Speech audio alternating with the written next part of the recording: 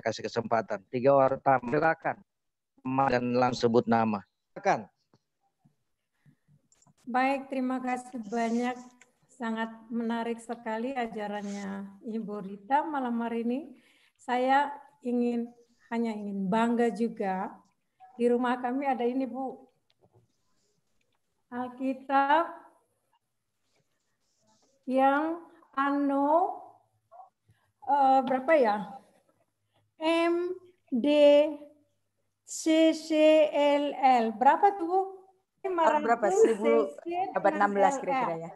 Ya, Biblia Sakra. Jadi, wow, keren. Ya. Jadi ini sudah lebih dari 350 tahun. Dan ada print seperti yang Ibu katakan. Jadi masih print yang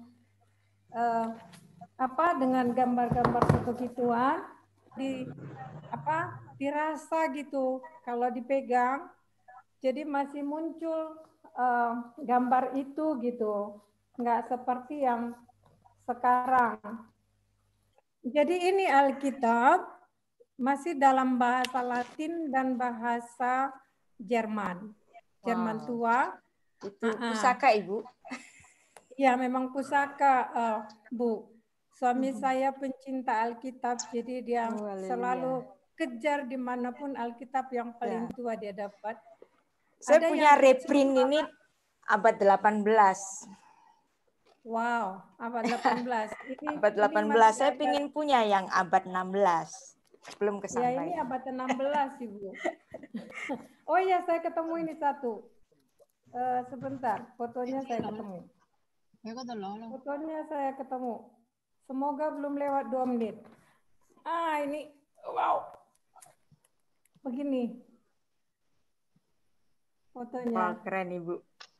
Iya. Di foto ya, nanti taruh medsos ya, biar kita semua bisa lihat. Oke, terima kasih. Lanjut. Yang kedua tanya apa?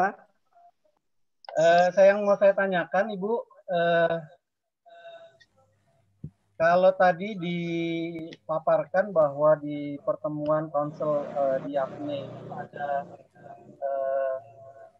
kriteria-kriteria kitab-kitab PL gitu, kalau nggak salah ada 4 kriteria yang dimasukkan, salah satunya adalah berbahasa Ibrani. Tetapi sejarah gereja membuktikan bahwa ada beberapa ayat-ayat di kitab Esra dan juga di kitab Daniel itu yang menggunakan bahasa Arami. Seperti di Daniel 2 ayat 4 sampai 7 ayat 28 dan juga di kitab Esra pasal 4, pasal 6, pasal 7. Nah, ini kira-kira gimana Ibu, pandangan dari Ibu? Terima kasih banyak sebelumnya.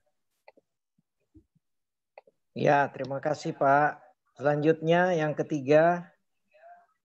Jawab dulu pertanyaannya dari Pak Jane ya.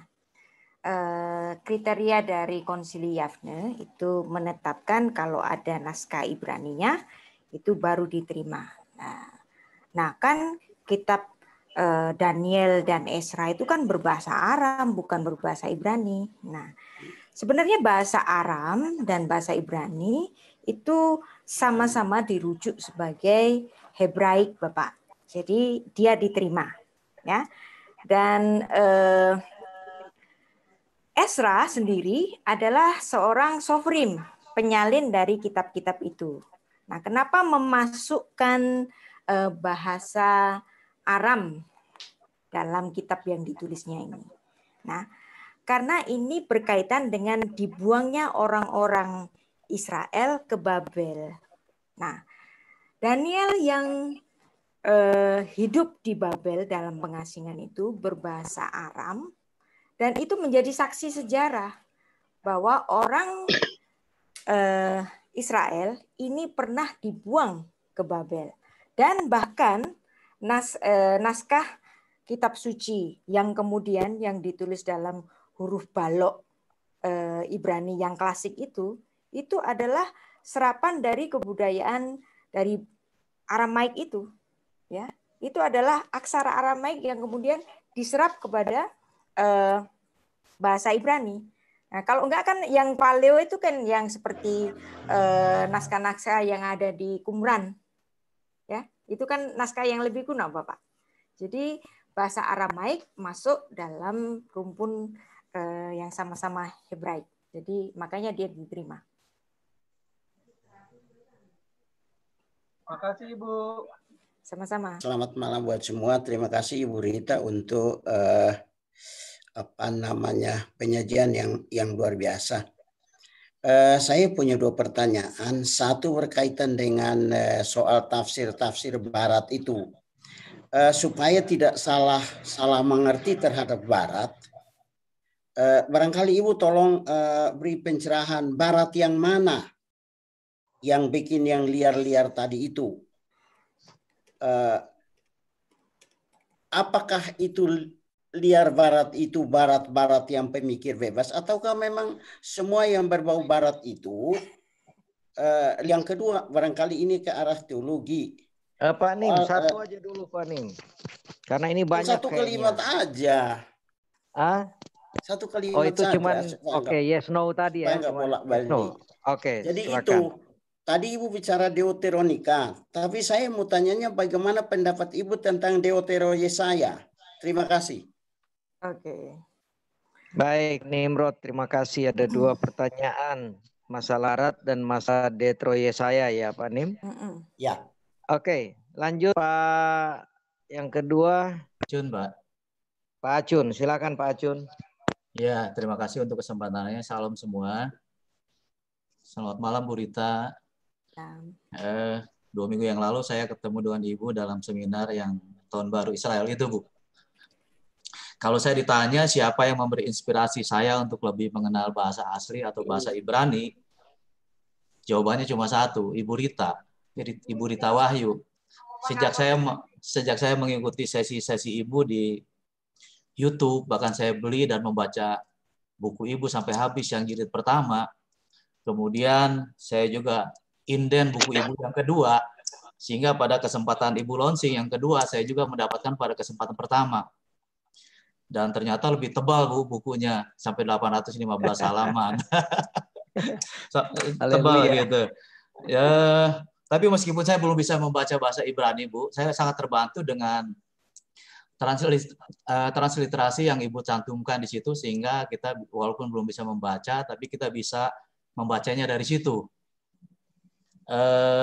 Sehingga ada beberapa ayat yang ya terutama dalam Perjanjian Baru yang Haberit Hakadasa itu, Bu, saya hafalkan menjadi ayat hafalan buat saya. Yohanes 1 ayat 1, Matius 11 ayat 28, Yohanes 14 ayat 6 yang Anoki Haderek itu ya. Sampai saking antusiasnya saya, Bu.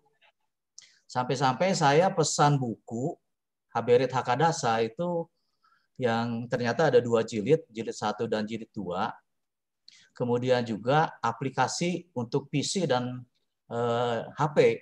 Saya pesan melalui eBay dan Amazon.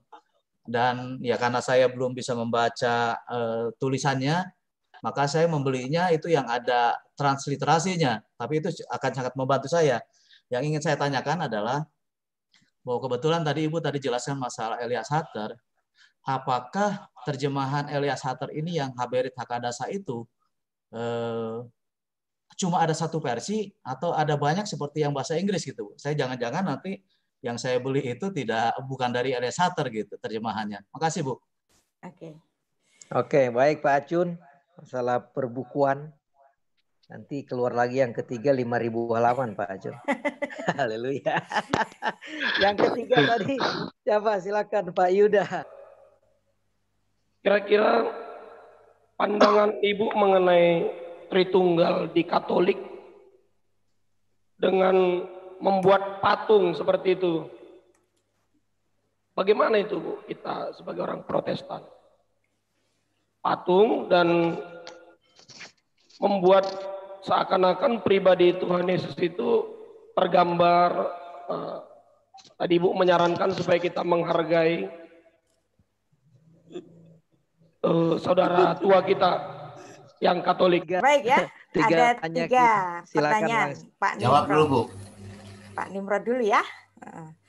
Pak Nimrod tanya Ya. tentang tafsir barat yang liar-liar, yang mana itu? Nah, kebetulan tadi saya mengutip tentang salah satu isu, yaitu isu nama Yahweh. Ya, saya memang nggak melarang orang menyebut nama Yahweh.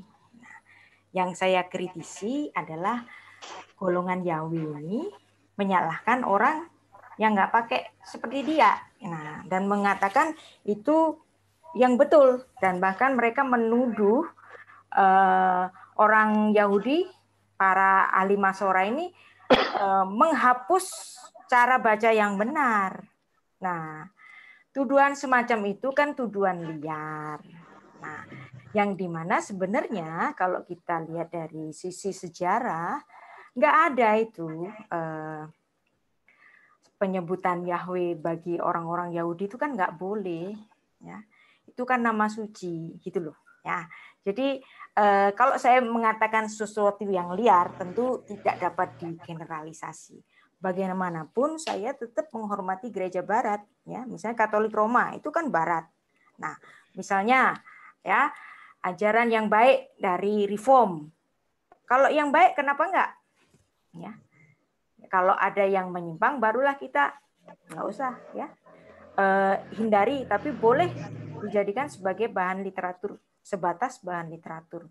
Walaupun mungkin doktrin itu Anda tidak setujui, ya. Jadi nggak digeneralisasi, ya. Dan satu lagi, Bapak menanyakan tentang bagaimana itu dengan Deutero Yesaya.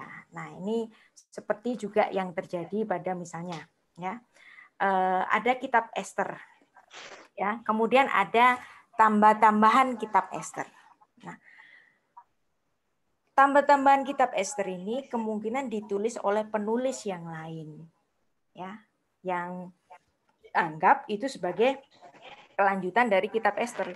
Demikian juga ada yang bisa dimatikan nggak itu mic-nya supaya nggak feedback.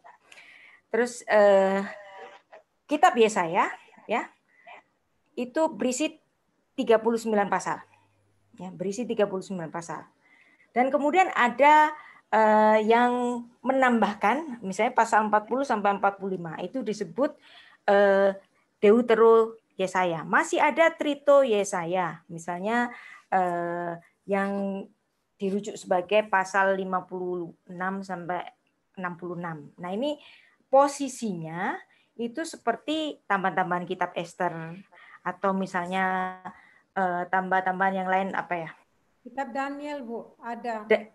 Daniel, ya, bisa. Ada tambahnya di situ. Nah, itu tidak masuk dalam protokanonik, dan bapak-bapak gereja juga melihat itu sebagai satu tulisan yang ditambahkan, tetapi itu bukan tulisan dari Yesaya.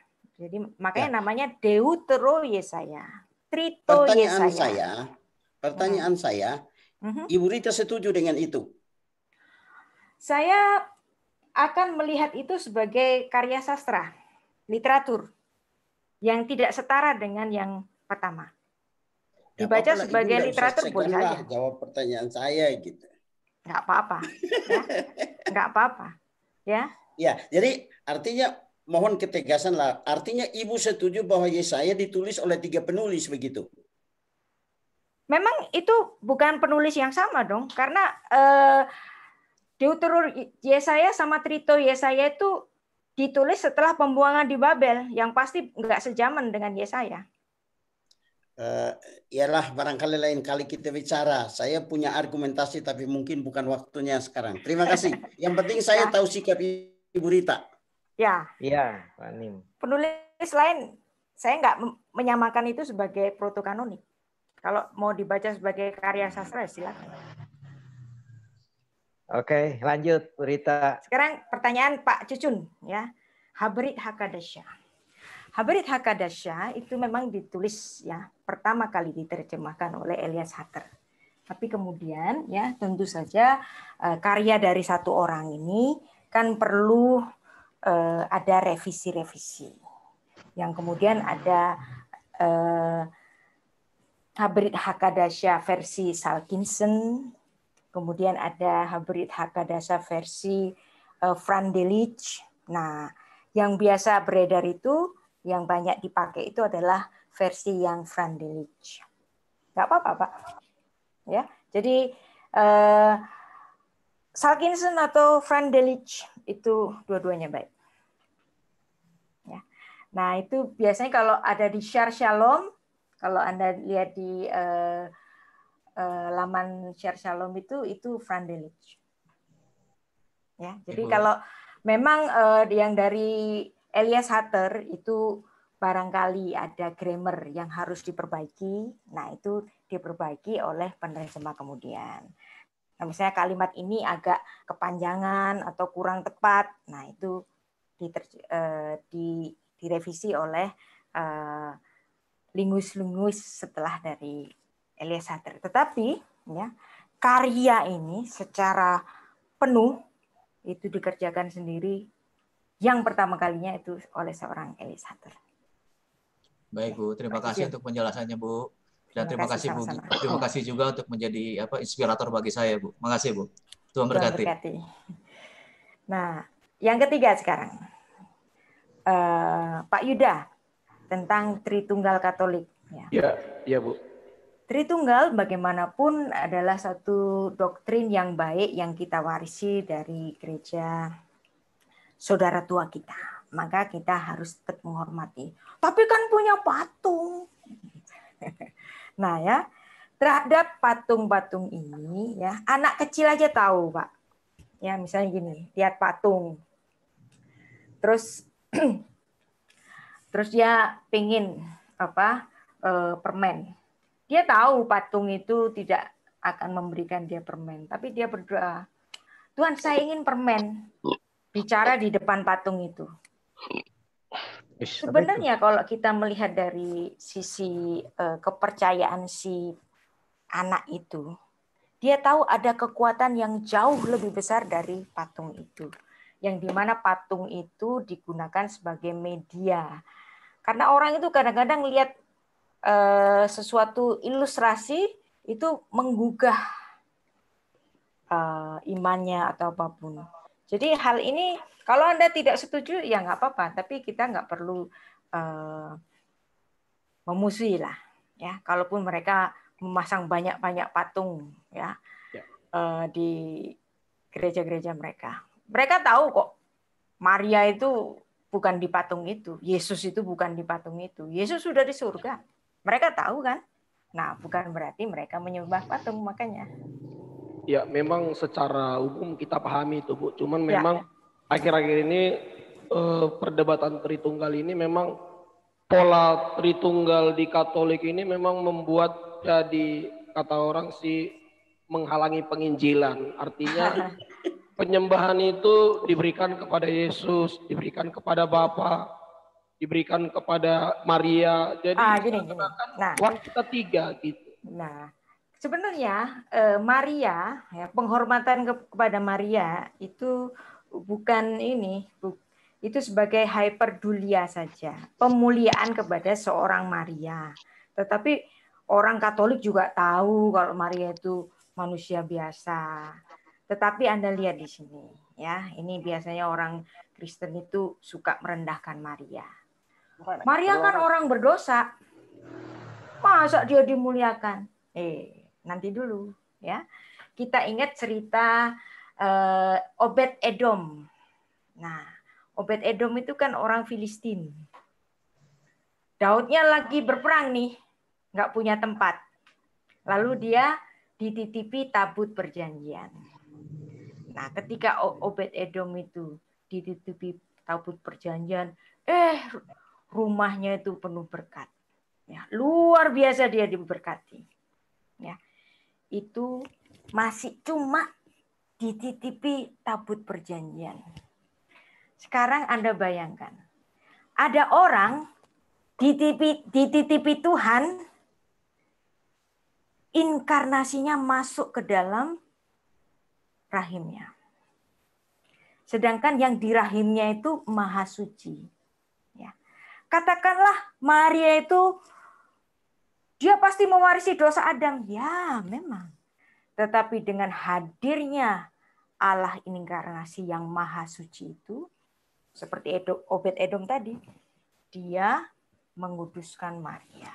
Maka kalau orang Katolik memuliakan Maria, ya memang dia mulia, dan bahkan dia dijuluki Bunda Allah. Nah, ini orang Protestan juga nggak setuju nih. Enak aja disebut Bunda Allah, dia adalah Bunda dari kemanusiaan Yesus. Oke, sekarang saya tanya, pernah nggak Yesus itu bukan Tuhan? Ini pertanyaan sulit tuh, Bu. Pernah nggak Yesus bukan Tuhan? Saya tanya. Menurut saya dia dari ketika turun ke dunia dia bukan Tuhan. Bagi saya itu tuh Tuhan itu semacam apa ya? Kayak dewa, Bu. Jadi ketika Yesus menjadi manusia, itu ketuhanannya masih ada. Cuman dia disebut manusia. Jadi selama dia di dunia itu tapi dia Tuhan mengajarin. Tidak pernah. Iya. Jadi iya, Bu, dia Tuhan. Kalau saya melihat tapi gini, ketika ya, bagaimanapun dia menjadi manusia, dia tidak pernah bukan Tuhan. Dia akan selama-lamanya Tuhan. Amin. Ya. Kalau dia selama-lamanya Tuhan, baik dalam keadaannya sebagai bayi, baik dalam keadaannya sebagai janin, justru gelar Maria Bunda Allah, karena memang Yesus itu nggak pernah bukan Allah. Dia kan Allah terus. Jadi so what gitu loh. Itu bisa kita terima, dan gelar itu ya diberikan kepada Maria sebelum skisma. Ya. Jadi bukan cuman Katolik Roma, Ortodok juga bilang begitu. Ya. Nah, saya kasih ilustrasi gini. Siapa orang Chinese di sini? Nah, kalau orang Chinese kalau makan di restoran, wah mereka kan ceritanya banyak tuh. Nah, terus pelayan itu nuang teh. Apa yang mereka lakukan ketika ada pelayan nuang teh di cawan mereka? Mereka apa? Tangannya ditekuk gini, kemudian menepuk ke meja 3 kali. Tak, tak, tak. Nah, mantap itu. Ya, ini ada ceritanya. Nah, ini ceritanya itu tentang Kaisar Zhongguo, kaisar dari China sana. Itu dia ingin melihat keadaan rakyatnya. Maka dia kemudian keluar dari istana itu, ya. Dia menggunakan pakaian biasa. Sama dengan para pengawalnya. Nah, pengawalnya ini semua pakai pakaian biasa. Sehingga ketika keluar dari istana itu, orang biasa nggak tahu yang mana kaisar, yang mana yang pengawalnya. Mereka semua berpakaian orang biasa, rakyat biasa, sebagai rakyat. Nah, dia ingin tahu, ini kerajaanku ini kayak gimana sih? Nah, setelah berjalan-jalan keliling kerajaannya, ya, mereka istirahat, masuk ke warung. Ketika masuk ke warung, si kaisar ini ingin bertindak seperti rakyat biasa. Jadi dia kemudian seolah-olah sedang bertemu sesama teman, kemudian raja ini menuangkan teh ke salah satu pengawalnya. Nah, apa yang dirasakan oleh pengawalnya ini? Seperti Petrus ketika dicuci kakinya oleh Yesus kan? Nggak enak hati kan? Waduh, masa aku dilayani oleh kaisar? Nah, kalau dia sampai dilayani oleh kaisar, maka dia harus apa? Dengan segera tunduk menyembah dia di tanah. Tapi dia kan nggak bisa begitu, nanti ketahuan nih. Kalau dia itu kaisar, maka dia melakukan apa? Dia menekuk tangannya seperti sedang menekuk lututnya, ya. Kemudian dia nyembah tek tek tek sebagai lambang bahwa dia berterima kasih menyembah kepada si kaisar itu. Nah, ini adalah salah satu ilustrasi bahwa bagaimanapun sang kaisar itu keluar dari istananya, berpakaian biasa sebagai seorang rakyat jelata, Dia tidak pernah bukan kaisar. Demikian pula Yesus, ketika dia inkarnasi ke bumi, dia tidak pernah bukan Allah. Maka gelar kepada Maria bahwa dia adalah Bunda Allah. Amin. Amin. Itu, Bung. Oke, Ya. terima kasih. Sama-sama. Sesi ketiga, 3 penanya lagi. Pak Fredrik. Siapa Pak Fredrik? Oke, yang kedua. Joni. Saya, Pak Pak. Joni, dihafal ya. Saya, yang Pak. ketiga. Ya, Pak. Siapa? Sebut nama. Saya, Pak Cornelius. Cornelius. Oke, silakan. 1, 2, 3. Nah. Terima kasih Pak Ferdinand. Selamat malam Bu Rita. Saya hanya ingin bertanya mengenai frase Syamayun yang dari terjemahan Lai itu mengenai langit. Sementara dalam bahasa Inggris itu dia terjemahkan langit itu menjadi heaven. Ya bukan sky. Lalu saya lihat di bahasa Ibraninya itu dia tetap menggunakan kata sebentar. Ha samayun. Jadi ada 2 kata. Yang pertama dari versa terjemahan bahasa Inggrisnya dia menggunakan syamayun. Sementara di dalam bahasa Inggrisnya itu dia menggunakan kata samaim. Samaim. Lalu saya periksa di bahasa Ibraninya dia pakai kata ha samaim artinya langit itu. Mengapa bisa demikian Bu dari kitab Kejadian pasal 1 ayat 1 ini? Terima kasih. Baik. Ya, lanjut yang nomor 2 tadi siapa? Mohon diingat namanya. Ini Pak Ferdi. Ya, salam Bu Rita dan Pak Ferdi, terima kasih. Saya tadi mendengar penjelasan bahwa terkait dengan setelah perpecahan itu Ibu ada Paus meminta maaf kalau tidak salah. Itu Bu, kami dapat literaturnya dari mana Bu? Mungkin ada referensi untuk ya supaya kami juga tahu. Terus yang berikutnya Bu, terima kasih tadi bahwa untuk agar kita mengenal nama Allah atau Hasim, penyebutannya dengan tanda-tanda baca tadi itu Bu. Apakah buku ini bisa jadi acuan enggak Bu untuk belajar Bu? Tata bahasa ini Bu. Aduh, mohon maaf. Ibrani biblikal ini Bu. Ini kebetulan Ada konjugasinya enggak Pak? ada sepertinya Bu ini. Nah, kalau ada konjugasinya buku yang bagus. Jadi orang pertama tunggal, orang kedua tunggal, orang ketiga tunggal. Nah itu kalau ada begitunya itu buku yang sangat bagus. Terima kasih Bu, itu saja. Salam. Oke, baik Pak Sony. Yang ketiga tadi siapa? Pak Cornelius. Ya, selamat malam Bu Rita, selamat malam Pak Ferdinand. Salam. Halo. Saya bertanya dengan Bu Rita langsung ini, bagaimana Bu penyebutan Yahweh itu? Kata mereka itu tetragramaton katanya. Apa itu menyalahi atau enggak Bu? Yang kedua lagi itu tentang John D. Ekman mengatakan bahwa penyanyi baru tidak ada naskahnya. Ya, pertanyaan pertama tentang kata Shemaim. Nah, kenapa dalam Kejadian 1 ayat 1 LAI menerjemahkan dengan langit? King James menerjemahkan dengan heaven. Ya.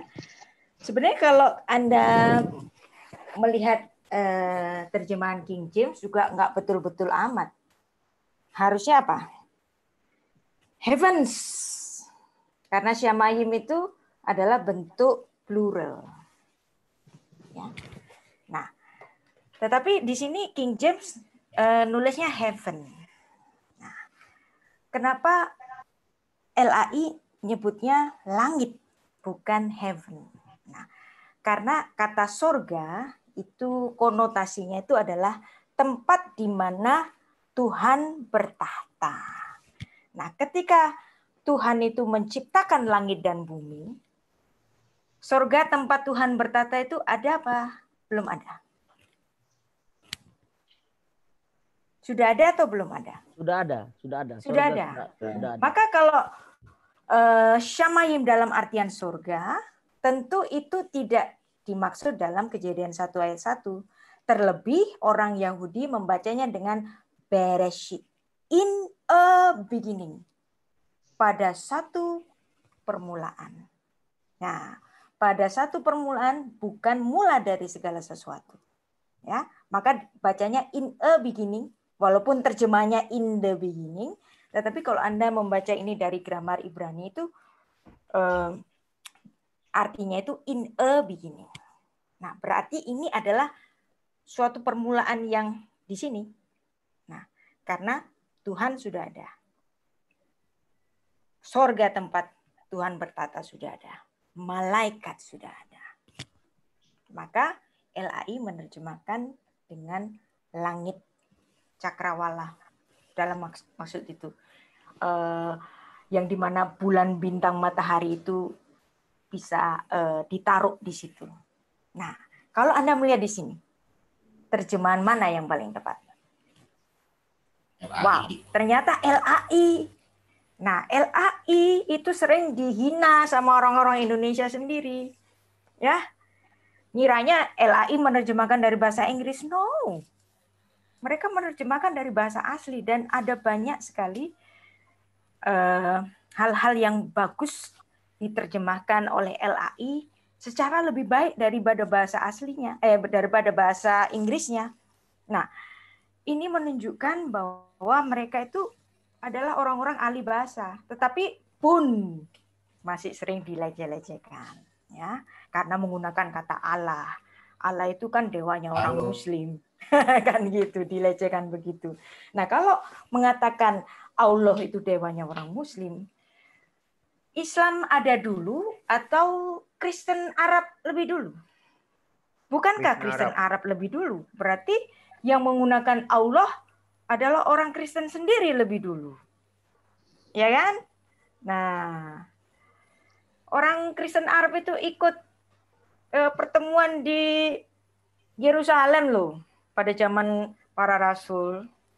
Ya kan? Dan di abad pertama sudah ada. Jadi, maka jangan memilah-milahkan bahasa. Bahasa itu netral, nggak ada agamanya. Bisa dipakai apa saja. Ya. Nah, satu lagi, jadi kita sudah clear mengenai kata Shemayim ya. Kalau Pak Sony tadi tanya tentang buku, Bu, sebentar, grammar. Bu, sebentar Bu Rita. Silakan. Kan di bahasa Ibrani kan langsung menggunakan kata Bereshit bara. Kemudian di bawah itu kan menggunakan kata petunjuk Shemayim. Jadi kenapa beda banget? Kenapa Shemayim? Nah, Shemayim itu ya, yang saya mau tanya. Ya. Kenapa Shemayim? Nah, awalan Shemayim itu definite artikel. Ya. Pada mulanya Allah menciptakan pada langit yang itu. Kalau langit yang itu berarti bisa bukan langit yang ini kan? Nah, berarti bukan, kalau ada Shemayim yang itu berarti ada Shemayim yang ini kan? Nah, dalam pemahaman orang Yahudi, Shemayim itu ada 3 lapis. Ya, 3 lapis. Yang pertama Shemayim ya, yang di mana burung-burung berterbangan. Nah, itu Shemayim tingkat pertama. Ya. Kemudian ada Shemayim tingkat kedua. Ya. Ada Shemayim tingkat ketiga. Nah, yang kedua ini adalah cakrawala di luar atmosfer. Yang ketiga, langit ketiga ini adalah langit di mana tahta Allah bertata. Nah, ketika Rasul Paulus itu diangkat ke langit ketiga, dia mengatakan dia diangkat di mana ditempatkan melihat suatu pengalaman yang sangat di dunia roh, yang dia mendengar kata-kata yang tak terkatakan di langit ketiga. Jadi ada 3 lapis langit. Bahkan ada yang mengatakan 7 lapis langit. Nah, tetapi di sini langit yang itu Shemayim, ada definite artikel, berarti definite yang ini, bukan yang itu. Nah, gitu kan. Ya berarti cara nafsirnya tidak tesak, tapi menggunakan kata remes gitu ya Bu ya. Karena di Kejadian 1 ayat 1 itu kalau terjemahan bahasa Indonesia kan sayim, samain, syamain itu udah langit gitu Bu. Kemudian kalau begitu kita artikan itu adalah bentuk sudah ada langit, yaitu kekekalan atau sorga itu, maka itu jadinya penjelasan figuratif, bukan lagi kata benda dia Bu. Sementara dia tetap ini kata kan benda Pak, kalau saya melihat. Menyangkut masalah bara kan begitu Bu. Nah, gini. Kita gitu. Ya. Yang diciptakan adalah langit yang itu syamayim. Syamayim. Jadi tetap ini pesyat Bapak, bukan remes. Oh ya, pesyat. Ya. Baik, terima kasih Ibu. Sama-sama. Oke, lanjut. Pak Cornelius. Ya. Yang Pak Sony tadi kan cuma tanya buku ya. Sekarang Pak Cornelius tanya tentang apa tadi saya lupa. Tetragrammaton, Bu. Tetragrammaton. Nah, Yahweh penyebutan tetragrammaton, istilah tetragrammaton. Betul apa enggak betul? Ya betul ya. Tetra itu 4, grammaton itu huruf. Jadi karena nama Tuhan itu enggak boleh disebut sesuai hurufnya, maka disebut aliasnya. Alias apa? Alias tetragrammaton. Nah, Yud-He-Vav-He itu juga disebut aliasnya. Aliasnya apa? Adonai. Nah, seperti itu. Nah, Yahweh, Bu. Kalau Yahweh. Nah, itu beda lagi ya. Yahweh dalam artian apa? Dalam artian doktrin. Ini yang paling benar. Ya.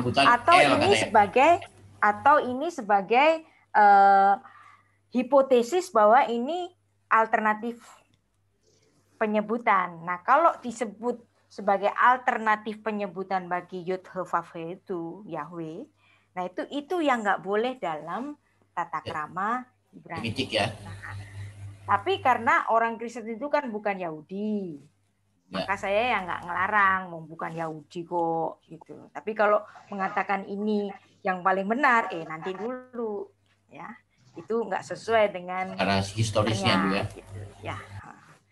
Yang jadi terakhir kita Bu harus tentang membedakan. Bart Ehrman tuh Bu yang mengatakan naskah naskah banyak yang hilang. Iya. Ya, seperti saya bilang tadi. Profesor Bart Ehrman. Salinan ya. Salinan naskah Alkitab itu ada 5.000. Dan memang ada sebagian yang berupa fragmen-fragmen ya. Kalau itu berupa fragmen-fragmen dan jumlahnya sekian, nah itu kan bisa diakumulasi. Misalnya dalam bagian ini kitab ini hilang. Kenapa hilang? Ya karena medianya rusak, sudah tua. Hal-hal semacam itu kan bisa diterima. Nah, kemudian ya, kadang-kadang hilangnya itu oleh karena kesalahan sang penyalin sebagai manusiawi. Nah, misalnya kurios ya, sigmanya belakang itu lupa ngasih. Itu kan juga biasa. Nah, memang ada perbedaan. Tapi perbedaan itu minor dan itu tidak mengubah doktrinal, ya. Juga misalnya angka-angka, number, itu juga seringkali dalam salinan satu dengan salinan yang lain itu juga bisa berubah, ya. Tetapi itu kan minor, tidak mengubah secara doktrinal. Kita mengakui dengan senang hati bahwa salinan yang satu dengan salinan yang lain bisa saja berbeda oleh karena kesalahan si penyalin.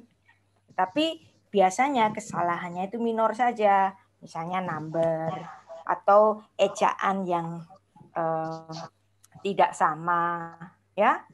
Misalnya gini, kalau Anda membaca naskah Codex Vaticanus, itu banyak kata-kata yang disingkat-singkat.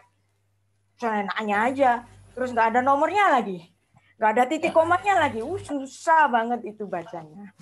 Ya. Tapi katanya ini naskahnya memang tidak ada katanya, Bu. Sekali. Iya nggak apa-apa. Ya tapi kan salinan bukan cuma satu, ada ribuan dan itu bisa diakumulasikan sesuai dengan apa yang kita punya sekarang ini, bukan? Dan itu sudah sudah dikumpulkan oleh seorang Erasmus pada zaman dahulu. Kerjanya luar biasa sekali. Resif teksnya, Bu. Menjadi ya teks yang diterima itu. Jadi Dan pendapat itu dia itu Bu ya. Ya, menjadi Keliru, acuan Bu, ya. bagi kita sekarang. Kalau memang ada perbedaan, kita akui, yes. Kenapa? Tapi perbedaannya perbedaan secara kesalahan manusiawi. Ya, nggak usah terlalu digede-gedekan. Orang-orang itu jahat, ya. Padahal dia profesor loh, Bu. Ya, Alkitab, ya. Ini, ya. Alkitab itu punya salinan itu ribuan. Masih dibilang nggak asli, ya. 5.000 bahasa asli itu 5.000. Masih dibilang nggak asli. Sedangkan tulisannya Plato, tulisannya Herodotus, terus tulisannya Aristoteles, itu cuma berapa sih? Nggak akan lebih dari 10.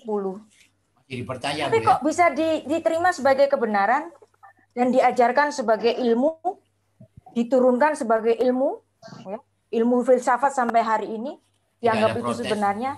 Nah, orang-orang ini kan nggak adil, ya, terhadap Alkitab yang jumlah salinannya ribuan ini masih dibilang palsu, itu gimana sih? Nah, ini kan ada sentimen yang tersendiri kalau saya melihat. Ya. Tapi beliau ini kan orang Kristen, Bu. Profesor. Orang Kristen sendiri juga banyak yang tidak berani dia menghargai Alkitabnya, kan?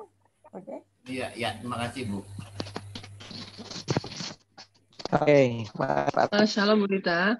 Ibu, saya tertarik dengan apa tadi orang Yahudi ya, bahwa mereka itu mencatat walaupun hal-hal yang tidak disetujui ya, tapi mereka tidak dihapus gitu loh. Nah, maksud saya tuh kita sebagai orang Kristen ya, mau Katolik ya, Ortodok dan sebagainya itu dari awal hingga sekarang itu punya nggak kita hal seperti itu, Ibu? Jadi kita tuh mencatat itu berbagai macam hal-hal yang dari mulai awal itu kekristenan itu pandangan-pandangan yang berbagai macam itu gitu loh, sehingga menjadi suatu notulen ya, sejarah buat kita gitu, dan itu sebagai pengetahuan aja supaya kita tahu gitu loh, dan tetap kita tuh istilahnya menyatukan kita tetap seperti orang Yahudi, mereka nggak akan bikin baru gitu loh. Itu kurang lebih, Bu, kira-kira. Makasih. Oke, kasih Kristiana ya, Bu. Silakan. Pertanyaan bagus, Ibu Kristiana, ya. Yahudi menulis literatur dari Gemara, ya, dari pendapat-pendapat para rabi, yang dimana apapun itu ditulis, yang baik, yang lucu, yang buruk, ya, semua ditulis, ya. Seperti Alkitab juga menulis aib-aib dari para nabi, ya. Nah, apakah di kekristenan itu ada semacam notulen semacam itu? Ada dong, ya. Tulisan-tulisan dari bapak-bapak gereja, ya. Misalnya, ya, kenapa kok tulisan dari Origen, misalnya Kontraselsum itu bagus sekali, ya, karena itu menjadi satu apologetika awal ketika orang menyerang pribadi Yesus, bahwa Yesus itu anak haram. Nah, dia ada di barisan depan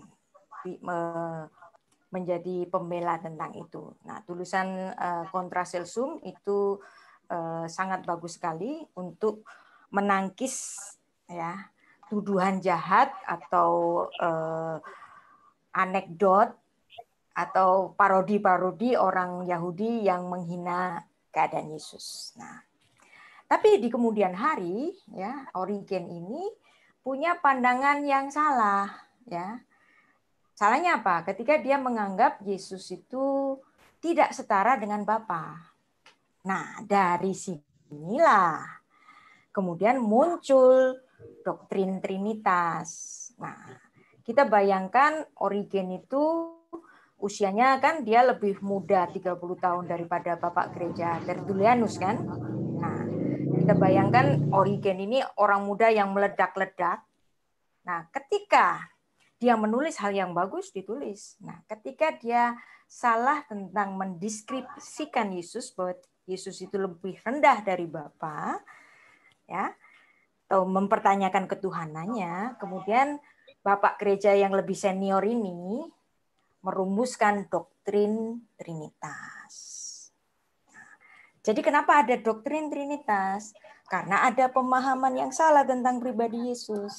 Nah, demikian pula ya pada abad keempat awal ya, ketika ada kelompok Arius yang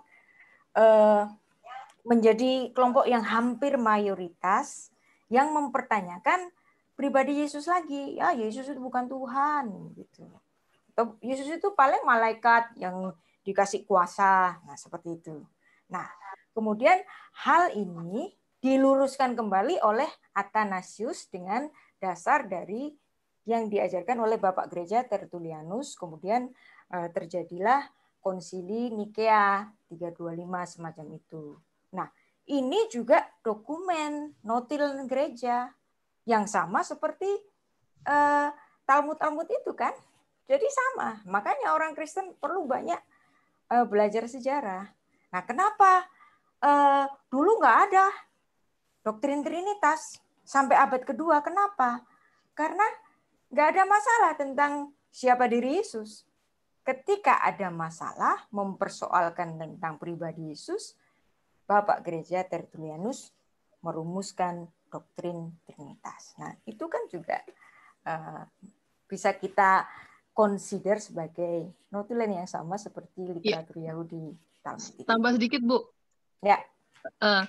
Saya pernah dengar dari Pak Bambang ya, Pak Bambang Nursena, bahwa itu salah satunya saudara kita itu dari Kedar. Itu juga salah satu dari ajaran sesat yang ke-100 gitu kalau. Oke, bisa ya. Kita tuh punya sejarah yang kayak Alkitab tuh kita bisa baca gitu loh, Bu. Oke. Nah, ini bedanya memang ya, bedanya. Mungkin orang-orang Kristen itu karena sudah tersegregasi, Katolik, Protestan, karismatik, gini. Nah, ini jadi dokumen-dokumen semacam ini tidak menyatu, itu beda sama Yahudi Rabinik, gitu kan? Ya udah itu aja mazhabnya, gitu. Paling ada Yahudi mistisisme Kabbalah, gitu kan? Itu pun tidak dianggap sebagai suatu yang dibidat-bidatan kayak kita ngebidatin ini apa Saksi Yehova gitu misalnya, gitu kan? Ya. Jadi, oke. Kita nggak usah bicara tentang itu, tapi seharusnya ini ada. Ya. Jadi misalnya tulisan-tulisan Bapak Gereja itu baik untuk dibaca. Ya, makasih. Sama-sama. Baik. Ya. Waktu kita sudah selesai, tinggal 2 menit lagi. Saya aja Bu yang mau sedikit tambahkan pertanyaan tadi. Bagaimana jangan Johanin koma? Johanin koma. Itu akan merusak teologi Trinitas kalau itu dianggap ditambahkan. Menurut Ibu gimana? Itu bukan sekedar doksologi. Ya, bukan sekedar doksologi, tetapi itu seolah-olah menambahkan penegasan doktrin Trinitas. Ya. Apakah ayat tentang Trinitas cuman Johanin koma? Sehingga kalau Johanin koma itu nggak ada, terus doktrin Trinitas jatuh. Paling itu sangat eksplisit dibanding ayat yang lain. Ayat yang nggak bisa ditawar, ayat yang nggak bisa dihapus, ayat yang nggak bisa diubah, itu adalah Matius 28 ayat 19. Yang menyabdakan adalah Tuhan Yesus sendiri. Ya. Maka seandainya ada perdebatan misalnya pada ayat yang itu, oh enggak, itu bukan Trinitas, itu ditambahin. Kritik teks kan nulis gitu kok, gitu misalnya. Apakah Trinitas jadi jatuh? Enggak dong. Karena dari sabda Tuhan Yesus sendiri ada Bapa dan Putra dan Roh Kudus. Dan kalau Anda membaca ayat secara pesat, itulah Trinitas. Karena nama itu ditulis dalam singular. Nah, kemudian Nah, ini orang yang lagi nyerang saya nih, ya, karena gara-gara saya bicara tentang sidang ilahi, Kejadian 1 ayat 26 yang saya mengajarkan itu adalah sidang ilahi, bukan trinitas. Kemudian berarti ibu ini sabelian. Jangan gitu dong. Ya. Apakah kalau ini diartikan ini sidang ilahi, terus doktrin trinitas akan runtuh? Kan ya enggak. Yang nggak bisa dirubah itu adalah sabda Tuhan Yesus sendiri. Matius 28 ayat 19. Bapa dan Putra dan Roh Kudus. Jadi jangan khawatir ya. Kalau seandainya ayat ini diartikan demikian, ayat itu diartikan demikian. Ada sabda Tuhan Yesus yang nggak bisa diubah dan itu tidak akan menghilangkan doktrin Trinitas, yaitu Matius 28 ayat 19. Jadi santai saja. Saya tetap menghormati Bapak-bapak gereja, saya menghormati doktrin Trinitas. Jangan takut ya. Nah, ini orang-orang juga lagi ini. Tapi di ya di Burita punya penjelasan di Kejadian 1 ayat 26 itu kan ada pakai naasenya. Pak Fredrik, kita sudah habis Pak Fredrik. Terima kasih. Ya, mohon tidak usah diperpanjang lagi.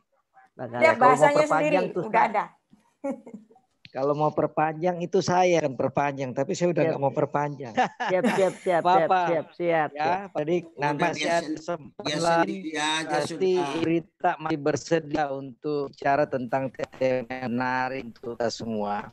Baik, Bapak Saudara, terima kasih untuk kehadiran kita semua yang sudah setia mengikuti acara ini dari awal sampai sekarang sudah pukul 20.32. Pertama narasumber kita yang luar biasa malam hari ini Bu Rita Wahyu yang sudah begitu gamblang menjelas banyak hal tentang sejarah, kanon dan proses transmisi Alkitab khususnya Perjanjian Lama. Pelajaran kami malam hari ini di dalam nama Bapa, Anak dan Roh Kudus. Amin.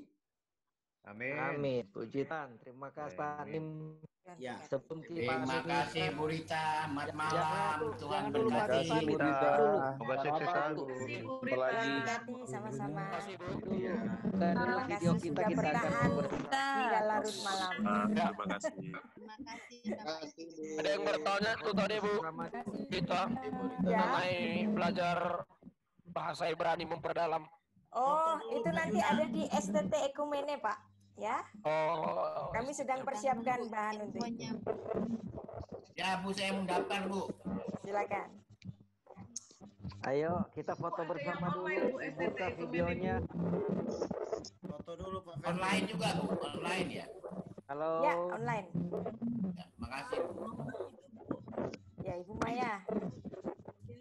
Apa kabar? Pak Haranto, terima kasih untuk kehadirannya. Kami sudah jam 11. Oke. Jadi foto nggak ini Pak Ferdi? Ini foto dulu kita sama-sama. Ayo kita buka dulu video kita dan kita bersama. Ya, kasih senyum baik malam hari ini. Ada nggak wartawannya? Sudah pasti ada Pak Nim. Oke, baik. Selamat malam semuanya. Sekali lagi terima kasih Bu Rita Wahyu. Saya lihat ada Pak Jenderal Harsanto Adi hadir. Terima kasih Terima kasih Pak Ferdinand. Terima kasih Pak Ina. Terima kasih Pak Fredrik. Terima kasih Bu. Salam buat Mama. Iya, Pak Ence. Oke. Bu Rita, terima kasih Pak Ferdinand. Ya, siap. Erlina, Setengah 12 waktu Makassar.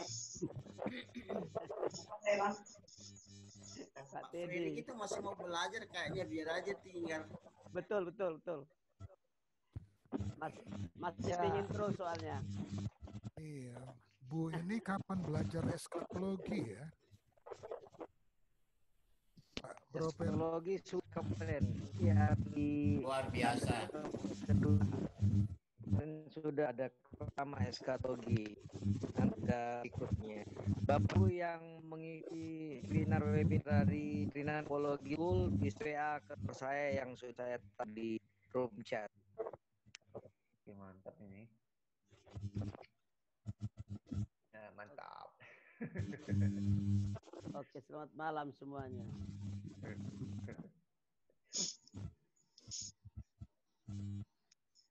Tadi siaran webinarnya Pak Ferdinand, saya cuma dapat separuh Pak Ferdinand, maaf. Oh, yang dari Belgia. Salam Pak Ferdinand. Ya, ada grup WA. Yang dari Belgia ada itu Pak. Bapak tinggal chat ke saya. Oke, Pak. Ke saya. Nomor WA saya sudah ada. Saya akan segera tuh kita malam ini ada terima kasih semuanya. Maka beri waktu terus membantu kita. Oke, shalom. God bless you all.